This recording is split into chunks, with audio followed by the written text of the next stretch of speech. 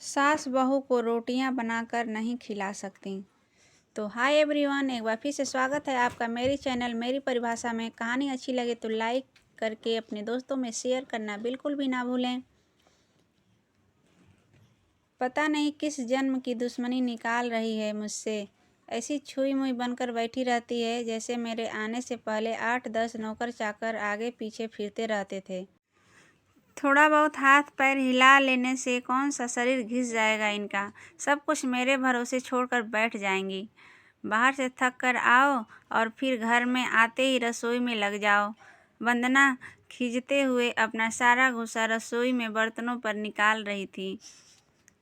ऐसा नहीं था कि उसकी सास रुक्मणी जी को बहू के बड़बड़ाने का भान नहीं था, लेकिन वो भी ठिठाई पर थी। बहू की बड़बड़ाहट को एक कान से सुनकर दूसरे कान से निकाल रही थी।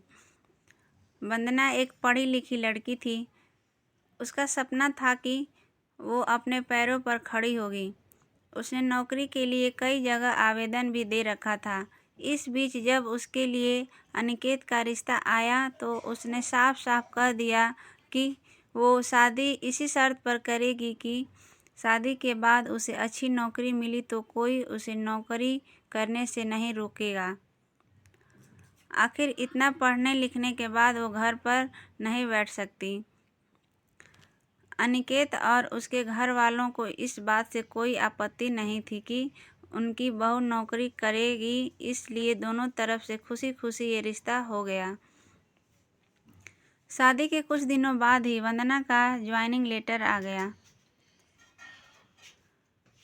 जिस दिन वंदना ने अपने ससुराल वालों से कहा था कि वो अब नौकरी करेगी तो उसकी सास रुक्मणी जी ने सारे परिवार के सामने कह दिया था, बहू नौकरी करे इससे मुझे कोई आपत्ति नहीं है। मैं ये भी नहीं कहूँगी कि वो पहले सारे घर का काम करे फिर नौकरी पर जाए, लेकिन मैं भी अब पहले की तरह पूरा घर नहीं संभाल सकती। मुझे सब कुछ मंजूर है, लेकिन मुझसे ये उम्मीद मत करना कि मैं बहू को रोटियां बनाकर खिलाऊंगी। मुझे पता है कि अगर मैं एक बार इस भंवर में फंस गई तो जिंदगी भर नहीं निकल पाऊंगी। उस वक्त सबको रुक्मणी जी की बातें सुनकर हैरानी तो हुई थी, पर उनके पति ने तो ये भी कहा कि मुझे नहीं पता था कि मेरी सीधी सरल पत्नी भी सास बनते ही अपना रूप बदल लेगी। लेकिन इन सब बातों का रुक्मणी जी पर कोई असर नहीं हुआ। वो तो अपनी जिद पर अड़ी थीं। खैर, वंदना को तो नौकरी करनी ही थी, क्योंकि घर के थोड़े से काम के लिए वो अपनी इतनी अच्छी नौकरी तो नहीं छोड़ सकती थी।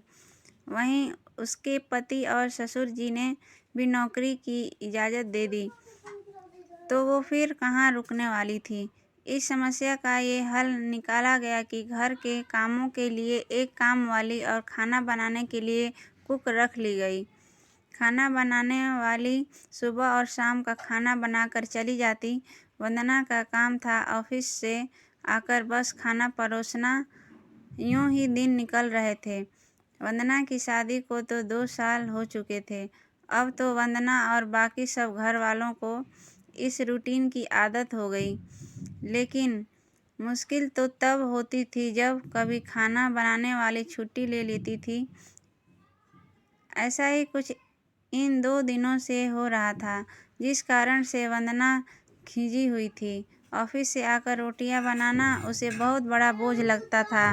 वैसे तो रुक्मणी जी इन दिनों में सब्जियां काट कर बना देती थी, लेकिन बहू के ऑफिस से आने के बाद रसोई में झांकती भी नहीं थी। उस समय वंदना को अपनी बैठी हुई सास बहुत चुभती थी। वो बड़बड़ाती रहती और रोटियां बनाती रहती। बाद में अपनी माँ से फ़ोन पर भर भर कर शिकायत करती, जिसके बाद उसे थोड़ा सा सुकून मिलता था। कुछ दिनों बाद वंदना के भाई की शादी भी तय हो गई। वंदना की होने वाली भाभी भी नौकरी पेशा था।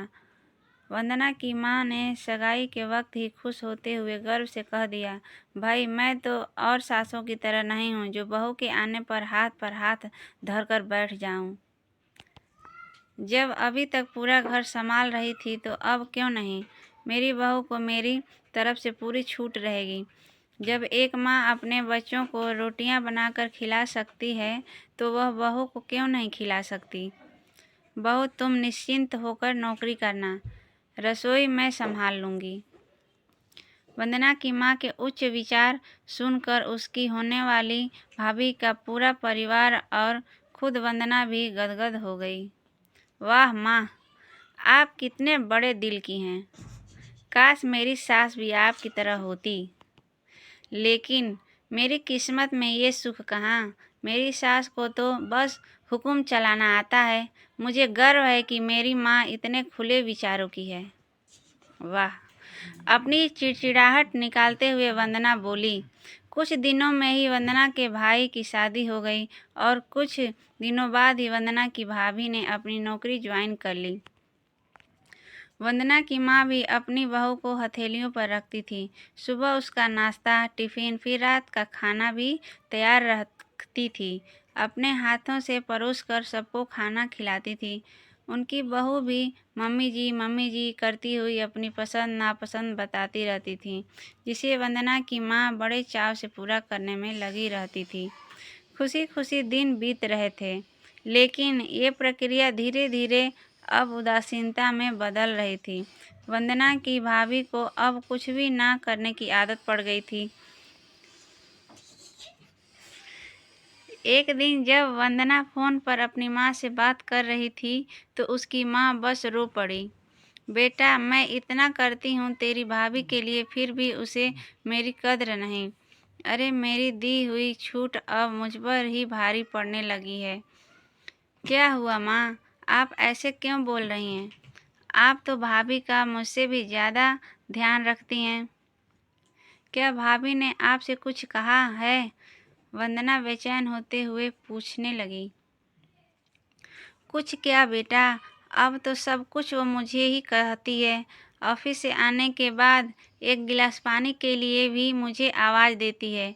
नाश्ते में थोड़ी देर हो जाए तो मदद करने के बजाय गुस्सा होकर यूं ही बिना खाए चली जाती है। आखिर मेरा भी कुछ आत्मसम्मान है या नहीं? मैं तो उसके लिए बस काम वाली बनकर रह गई हूँ। माँ, ये तो बहुत गलत बात है। आप भाई से साफ साफ कह क्यों नहीं देती कि अपनी बीवी की लगाम खींच कर रखे। आप माँ हैं, कोई नौकरानी नहीं। भाभी नौकरी करती है, इसका मतलब ये नहीं कि आप पर हुक्म चलाएगी। गरजते हुए वंदना बोली। किस मुंह से कहूँ बेटा, पहले तो खुद मैंने ही आगे बढ़कर कुल्हाड़ी पर अपना पैर दे मारा, फिर शिकायत किससे करूँ। सही बात है। तेरे पापा ने तो कहा भी था कि बहू को ज़्यादा छूट दोगी तो बाद में पछताओगी, लेकिन मैं ही बड़ाई की भूखी थी जो अपनी बहू को सर पर चढ़ा लिया। एक बात कहूँ बेटा, तू चाहे अपनी सास को कुछ भी कह, लेकिन समधन जी का ये फैसला सही था कि वो बहू को रोटियां बनाकर नहीं खिलाएंगी। एक बार वो सबकी नज़रों में बुरी अखड़ सास तो बन गई, लेकिन आगे के लिए कम से कम अपना आत्मसम्मान तो बचा लिया। अब ना तो तू उन्हें कोई ताना दे सकती है और ना ही कोई रिश्तेदार। काश मैंने भी शुरू से ही ये घर गृहस्थी की पूरी जिम्मेदारी अपने सिर पर लेने से इनकार कर दिया होता तो आज मेरा ये हाल ना होता। माँ की बातें सुनकर वंदना निशब्द हो गई। भारी मन से उसने फ़ोन रख दिया। बाहर हॉल में आकर देखा तो सास ससुर आराम से बैठकर बातें कर रहे थे। बातें करते करते उसकी सास अपने नाखूनों पर नेल पेंट लगा रही थी, जिसे देखकर ससुर जी उन्हें चिढ़ा रहे थे। अब बुढ़ापे में ये फैशन करके किसे दिखाओगी? मेरी तो नज़र भी कमज़ोर हो गई है। किसी को नहीं दिखाना मुझे, मैं तो अपनी खुशी के लिए लगाती हूँ। सारी उम्र तो घर गृहस्थी में उलझी रही, अब अवकाश का वक्त आया है तो अपने शौक तो पूरे कर लूं। पता नहीं कब भगवान के घर से बुलावा आ जाए। वंदना की सास मुस्कुराते हुए बोली। पता नहीं आज क्यों वंदना अपनी सास की बातें सुनकर चिढ़ नहीं रही थी, बल्कि वो भी मुस्कुरा उठी। सही तो कह रही हैं मम्मी जी, एक गृहिणी को अपने लिए वक्त ही कब मिलता है। पहले अपने बच्चों को पाल पोस कर बड़ा करो, फिर कामकाजी बहू आ जाए तो उसे और उसके बच्चों को संभालो। काश मेरी माँ ने भी मेरी सास की तरह पहले ही कह दिया होता कि बहू को रोटियां बनाकर नहीं खिला सकती।